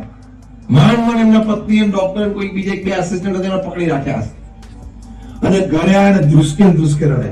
30 જ વર્ષની ઉંમર અને ભગવાનની કૃપાથી આવો મોટો ધંધો હતો, પોતે જાતે ડેવલપ કરેલો ધંધો, આટલો સમૃદ્ધ પરિવાર, આવો મોટો બંગલો અને 3 નાની દીકરીઓ, એક 7 વર્ષની, એક 4 વર્ષની, કે 1 વર્ષની. તાત્કાલિક સાંજની ફ્લાઇટમાં રાજકોટથી મુંબઈ ગયા. મુંબઈ ત્યાં જઈને બધા રિપોર્ટ કઢાવ્યા ફરીથી નવેસરથી. ત્યાં પણ ડોક્ટરે કીધું 4th સ્ટેજ કેન્સર, મેક્સિમમ 2 મહિના. ત્યાં ડોક્ટર પાસે 5 લાખ રૂપિયા એમણે કેશ મૂક્યા. હું 99 સાલની વાત કરું છું. 5 લાખ રૂપિયા કેશ મૂક્યા. ડોક્ટર, તમારી ભેટ, જે ખર્ચો થાય બીજું હું કરીશ, તમે મને લંડન લઈ જાઓ, અમેરિકા લઈ જાઓ, ત્યાંથી ડોક્ટર બોલાવવાના તો હું ચાર્ટર ફ્લાઇટ મોકલું. ડોક્ટરે 5 લાખ રૂપિયા પાછા આપી દીધા એમના હાથમાં કે જ્યાં પણ તમારે દાન પૂર્ણ કરવું હોય ત્યાં કરી લેજો, તમને દુનિયાનો કોઈ ડોક્ટર બચાવી નહીં શકે. આખી અન્નનળી સડી ગઈ છે. ત્યાં માથા પછાડે દિવાલ સાથે. એ પાછા આવે, અમે એમને સ્પેશિયલ મળવા ગયા. આપણે તો એક સંબંધ હતો, એક લાગણી હતી, એટલે આમ હૂફ આપવા માટે જઈએ, હમદર્દી, બીજું તો આપણે શું કરી શકીએ. એટલે અમે ત્યાં બેઠા અડધો કલાક. ત્યારે અમારા ખોળામાં, સંતોના ખોળામાં માથું મૂકીને રડાય, સ્વામી તમારું માન્યો નહીં. એ વખતે મરતા માણસ, બીજું તો આપણે શું કહેવાનું હોય કે ભગવાન તમારું સારું કરશે, તમે ચિંતા ના કરતા, ભગવાન બધું સારું કરશે, કે આપણે વાત કરીએ. એમ થોડે કે તમે અમારું માન્યા નહીં, અને સારું ના લાગે ને આવા પ્રસંગે. અને થોડા 30, 35, 40 દિવસ થયા. એક દિવસ સવારના પોરમાં 7 વાગ્યાનો ફોન આવ્યો એમના ભાઈનો કે સ્વામી ગચકા ખાય છે ભાઈ, તમે આવો તો સારું. એટલે વળી અમે 2 સંતો ઠાકોરજીની મૂર્તિ લઈને ગયા અને ત્યાં ઘરે પહોંચ્યા. ત્યાં આમ ડચકા થતા હતા, શ્વાસ ચડી ગયેલો. હવે ઠાકોર ભગવાનના દર્શન કરાવ્યા, પ્રમુખ સ્વામી મહારાજના દર્શન કરાવ્યા. પછી ઠાકોરજીની પ્રસાદીની નાળા છડી બાંધી, કંઠી પહેરાવી, ધૂન કરી અને અમે આ ઉભા હતા, અમારી સામે જ એમને મોટો ડચકો ખાઈને દેહ છોડી દીધો. એમની આંખો ખુલ્લી હતી, અમે જ બંધ ગઈ. 3 નાની દીકરીઓ, 30 જ વર્ષની ઉંમર. આવા ઘણા બધા પ્રસંગો, ઘણા બધા પરિવારો બને છે, તોય આપણે જાગૃત થતા નથી. કેમ? મને એમ છે આપણે નહીં થાય યાર. એવા દોઢ ડાપણમાં રહીએ છે ને, એટલે મેં આક્ષેપ મૂક્યો, સાચો છે કે તમે વ્યસન કરો તો તમને ખબર છે આનાથી કેન્સર થાય ને અકાળે મૃત્યુ થાય, છતાં તમે મુકતા નથી. એનો મતલબ શું થયો? તમારા સબકોન્શિયસ માઇન્ડમાં, બેક ઓફ ધ માઇન્ડ શું છે? ભલે મારી પત્ની વિધવા થઈ જાય, મારે એની કોઈ પડી નથી. ભલે મારા નાના સંતાનો બાપ વગરના થઈ જાય, મારે એની કોઈ પડી નથી. ભલે મારા વડીલ કે વૃદ્ધ મા બાપને મોટી ઉંમરે કોઈ સેવા કરનાર ના હોય, મારે એની કોઈ પડી નથી. મને આ 2 રૂપિયાની 5 રૂપિયાની પડીકી વધારે વાલી છે. એવું નક્કી થયું ને કે પત્ની, સંતાનો, મા બાપ કરતા તમને પડીકી વધારે વાલી હોય તો જ તમે લેતા હોય. બાકી ખબર છે કે આ પડીકી ત્યાં બધાથી હું કોઈક દિવસ જુદો પડી જઈશ, પરમેનન્ટ મૃત્યુ થશે તોય લો છો. એટલે બીજું સ્ટેટમેન્ટ ને આક્ષેપ એ સાચો કે તમે પૃથ્વી પર સૌથી મોટા મૂર્ખ છો. એવું નહીં વિચારવાનું કે ખાઈએ તો જ મજા આવે, તો જ કામ કરીએ ને. અમે 8-10 કલાક કામ કરીએ છીએ અને પૃથ્વી ઉપર લાખો મનુષ્ય છે, કરોડો છે જે વ્યસન નથી કરતા, તોય પ્રેમથી કામ કરે છે, મૂડથી કામ કરે છે. સવારના પોરમાં 8-9 વાગ્યામાં ઓફિસનો મૂડ આવી જાય, સરસ કામ કરે, સાંજે 6 વાગ્યા સુધી. સાંજે પરિવાર સાથે જાય, સાથે રમે કરે, બેસે ઉઠે, જમે કરે, આનંદ કરે, કોઈ સારો ટીવી પ્રોગ્રામ ભેગા બેસીને જોવે, રાત્રે બેસીને વાતો કરે, ફર્સ્ટ ક્લાસ જીવન જીવે. એટલે મૂર્ખામી પણ ના કરવું. ભગવાને આપણને સરસ શરીર આપ્યું છે, સરસ પરિવાર આપ્યો છે, 5-15 માણસો સમાજમાં આપણને પૂછે છે, એની સાથે આપણે મિત્રતા છે, એવું સારું એક વર્તુળ આપણને સમાજમાં આપ્યું છે. ભગવાન આપણને બધાને ઓછી વત્તી બુદ્ધિ આપી છે, નાનો મોટો વહીવટ વ્યવહાર ધંધો કરીએ છીએ. કોઈ તમારા બેઠા છે, બધી ઘણા નાની મોટી સમાજ સેવાઓ જોડાય છે. તો આ બધું કેટલું સારું થાય છે આપણા દ્વારા પૃથ્વી ઉપર, અને એને ઓળમાં થોડું મૂકી દેવાય. માટે પ્રમુખ સ્વામી મહારાજે બીજો મુદ્દો આ સમજાવ્યો કે સત્શાસ્ત્રો પ્રમાણે પવિત્ર જીવન જીવવું અને સાથે સાથે આ સાકાર પણ રાખવું. માંસાહાર કરવાનો આપણને કોઈ અધિકાર જ નથી. દયાની દ્રષ્ટિએ, પ્રેમની દ્રષ્ટિએ હું વાત કરું છું. દયા અને પ્રેમની દ્રષ્ટિએ આપણે આખા એનિમલ કિંગડમમાં સૌથી ટોચ ઉપર છીએ. તો બધા જ પશુ પંખી આપણી નીચે છે, કારણ કે આપણા જેટલી બુદ્ધિમત્તા, આવડત, હોશિયારી કોઈ નામ નથી. તેવા નાના અસ્તિત્વ પ્રત્યે આપણને દયા હોવી જોઈએ, પ્રેમ હોવો જોઈએ. એને થોડે મારી નખાય. અને તમે એમ કહો હું નથી મારતો, હું તો તૈયાર બજારમાંથી લાવું છું, તો તમે ખાવ છો એટલે તમે પણ પાપમાં હિસ્સેદાર તો છો જ. You are a party to the crime. લોમાં કહે છે ને પાર્ટી ટુ ધ ક્રાઇમ. તમે ડાયરેક્ટ ઇન્વોલ્વ ના હો, પણ ઇનડાયરેક્ટ ઇન્વોલ્વમેન્ટ છે જ. એટલે પાપના ચોપડે તો લખાય જ છે. અને આપણામાં મનુષ્ય તરીકે એટલો તો ધર્મ હોવો જોઈએ ને કે કોઈને મારીને મને જીવવાનો કોઈ અધિકાર નથી. અને તમે મરઘીની બાજુથી એનું નાનું બચ્ચું ચિકન ઉપાડે છે, એને ખબર પડી જાય છે કે હવે આ મારવા માટે લઈ જાય છે. બોલી ના શકે, ચીસાચીસ કરે થોડી, પણ એ હાય તમને લાગે છે. અને હાય નું પરિણામ ગમે તે રીતે આવે. કાં તો તમારા પરિવારમાં કોઈ એક સભ્ય બહુ જ બીમાર રહેતો હોય, તમને કેવા બીમાર રહે છે, પણ એ કોઈ પશુ પંખીની પણ હાય લાગી હોય. આ બધી વાતો અત્યારે વિજ્ઞાન માનવા તૈયાર નથી, પણ આજે નહીં તો કાલે, અને કાલે તો પરમ દિવસે માનવું જ પડશે. અને સાબિત થશે, આ પણ સાબિત થશે. વિજ્ઞાન એટલું તો સાબિત કર્યું કે પશુ કે પંખીને જયારે મારતા હોય એને ખબર પડી જાય કે હવે મને મારશે, મારું મોત નજીક આવી ગયું. એને જે ગભરામણ થાય છે ને, એના લીધે ઘણા બધા ટોક્સિક પદાર્થો એના શરીરમાં પેદા થઈ જાય છે, અને એ સીધા માંસમાં તમારા શરીરમાં ઘૂસે. એટલે માંસાહારી વ્યક્તિનું સ્વાસ્થ્ય શાકાહારી વ્યક્તિ કરતા લથડેલું હોય અથવા તો ઓછું સારું હોય, એ તમને વ્યાપક પ્રમાણમાં જોવા મળશે. આના વિશે તો ઘણી બધી વાતો છે, પણ મુખ્ય વાત આટલી જ સમજવાની. તર્કની દ્રષ્ટિ ઘણી વાતો છે, વિજ્ઞાનની દ્રષ્ટિ ઘણી વાતો છે, એક વિષય જુદો છે, અત્યારે આપણે વાત નથી કરતા. પણ આટલું રાખવાનું, આટલું સમજજો કે મનુષ્ય તરીકે, એટલે કે સર્વશ્રેષ્ઠ અસ્તિત્વ આપણે પૃથ્વી પર છીએ, તો બાકીના બધા જીવિત પદાર્થ, જીવિત પશુ પંખી પ્રત્યે આપણને દયા અને પ્રેમનો ભાવ હોવો જ જોઈએ. અહિંસા એ મોટો ધર્મ છે, એ આપણે શાસ્ત્રોમાં લખેલું છે, ભગવાન સ્વામિનારાયણ શિક્ષાપત્રીમાં લખ્યું છે. અને એટલી ખાનદાની હોવી જોઈએ કે હું કોઈને મારું નહીં. કોઈને બચાવી શકું તો બચાવું, બાકી કોઈને મારું તો નહીં. તો આ સત્શાસ્ત્રો પ્રમાણે આપણે થોડું પવિત્ર જીવન જીવ્યા કહેવાય. અને ત્રીજું પવિત્ર જીવનમાં આપણે ચારિત્રની વાત કરી કે ચારિત્ર પણ આપણું પવિત્ર હોવું જોઈએ. અને બધું જ જાય છે આ સોશિયલ મીડિયામાંથી. આ પૃથ્વી પર અત્યારે એવું થઈ ગયું છે કે જો રાત્રે 9, 9:30, 10 પછી તમારા હાથમાંથી મોબાઈલ લઈ લે તો અડધી પૃથ્વી ગાંડી થઈ જાય. રાત્રે 9 વાગે એમ કીધું ફોન આપી દે, કાલ સવાર આપીશ, તો રાત્રે 9 થી 12 પછી કરવું શું? નથી કોઈ સુવાંચનની ટેવ પાડી, નથી કોઈ સારું પુસ્તક હાથમાં લેવું, નથી કોઈ માળા લઈને 5 માળા નામ સ્મરણ કરવું, એવી તો વૃત્તિ જ નથી. રાત્રે 9 વાગ્યા પછી આપણી સામે સ્ક્રીન ના હોય ને તો શું કરવું એનો પ્રશ્ન છે. એવા આપણે ભોપા જેવા થઈ ગયા છે. બોલો, કોઈ વિચાર જ નહીં જીવનનો. અને રાત્રે 11:30, 12 વાગ્યા સુધી, 12:30 વાગ્યા સુધી ફોન ચાલુ રાખે, સ્ક્રીન ચાલુ રાખે, નેટ ચાલુ રાખે. તારે કામ શું છે અહીંયા? તારા ગામમાં અડધા ગામમાંથી લાઈટ નથી, અને શું મોટો વહીવટ વ્યવહાર છે તારે?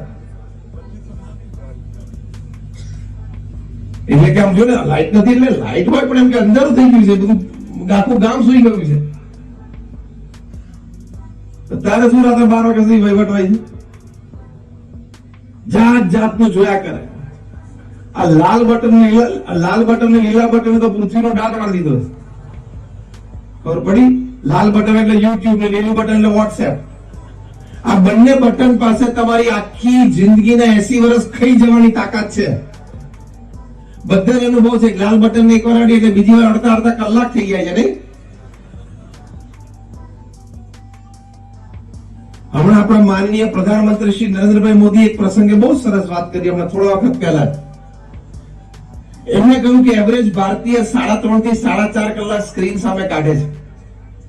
એમાં કામનું પણ હોય, ઓફિસ વર્ક થતું હોય, કમ્યુનિકેશન થતું હોય, પણ બીજું બધું પણ ઘણું બધું અનવોન્ટેડ જોવાતું હોય, વ્યવહાર થતો હોય, કમ્યુનિકેશન થતું હોય.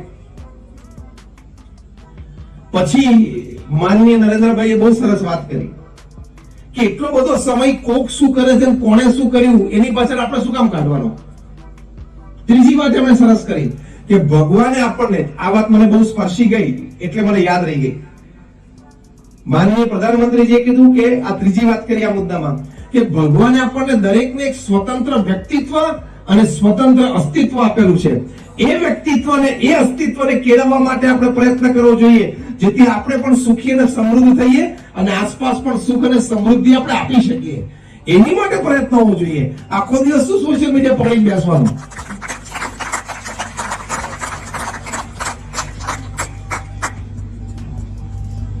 અને અનનોન વ્યક્તિઓ સાથે ચેટિંગ કરવાની. મૂર્ખના જામ છો.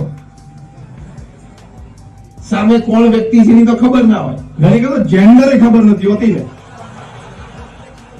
એ તો હમણાં આધાર કાર્ડ લિંક થશે ને એટલે ખબર પડશે કે હું છેલ્લા 4 મહિનાથી કોકને પિંકી સમજીને વાતો કરતો હતો ને તો રઘુ હતો.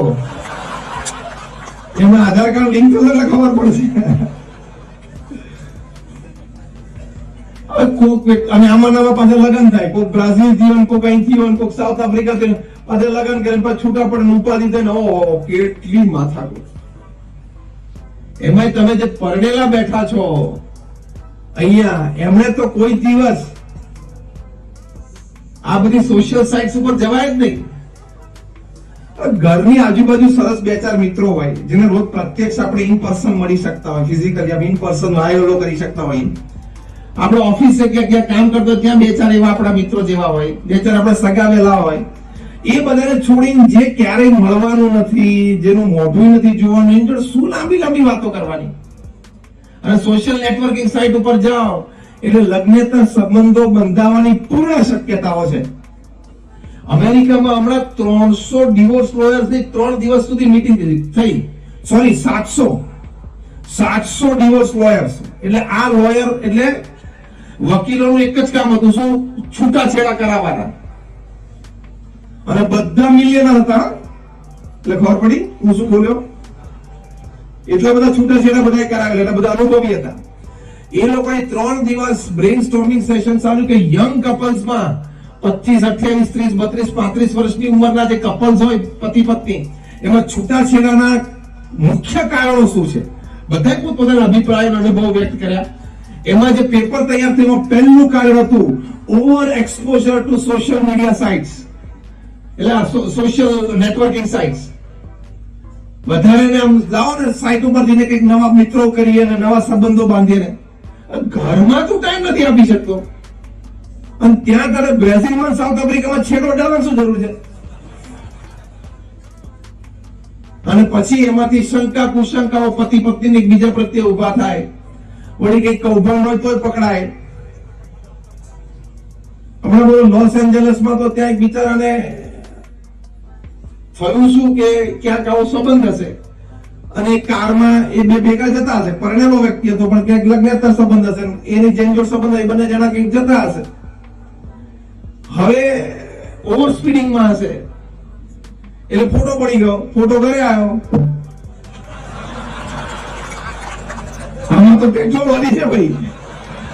ઓવર સ્પીડિંગ હતી, એમાં ટિકિટ આવે ઘરે, એમાં પેલા બૂથમાંથી ફોટો પડી ગયો, ઘરે કુરિયર આવ્યું અને ઘરેના પત્નીએ ખોલ્યું તો કે ત્યાં ઓવર સ્પીડિંગમાં ટિકિટ નો નંબર. પણ એનો વાંધો બાજુમાં કોણ છે?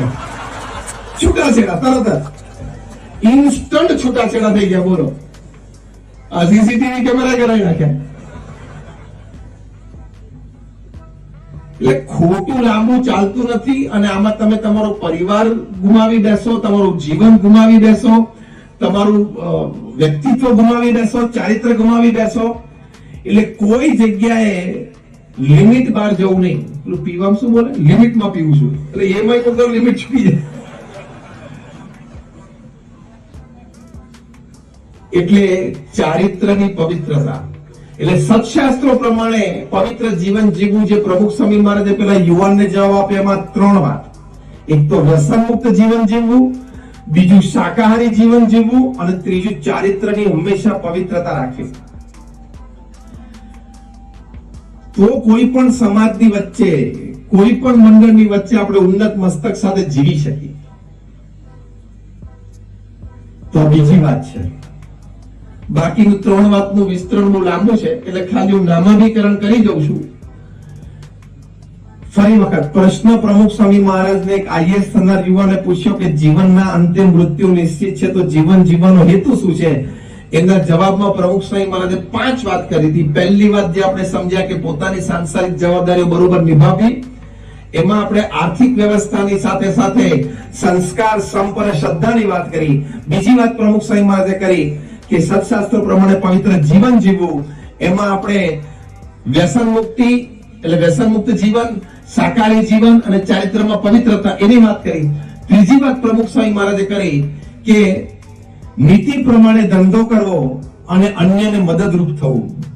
ચોથી વાત પ્રમુખ સ્વામી મહારાજે કરી કે ભગવાન પ્રત્યેની ભક્તિ દ્રઢ કરવી. અને 5મી વાત પ્રમુખ સ્વામી મહારાજે કરી કે પોતાના આત્માનો મોક્ષ કરવો. આ 5 વાત બને એટલે જીવન જીવવાનો હેતુ કહેવાય, મનુષ્ય જીવન સાર્થક થયું કહેવાય.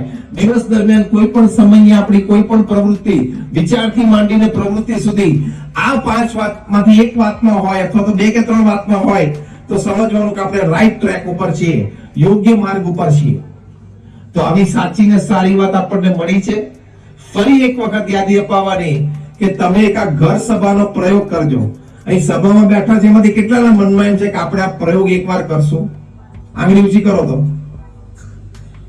બહુધા 90% લોકોએ આંગળી ઊંચી કરી કે આ પ્રયોગ આપણે કરીશું.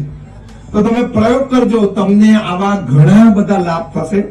એટલે અમે ભગવાન સ્વામિનારાયણના ચરણોમાં પ્રાર્થના કરીએ છીએ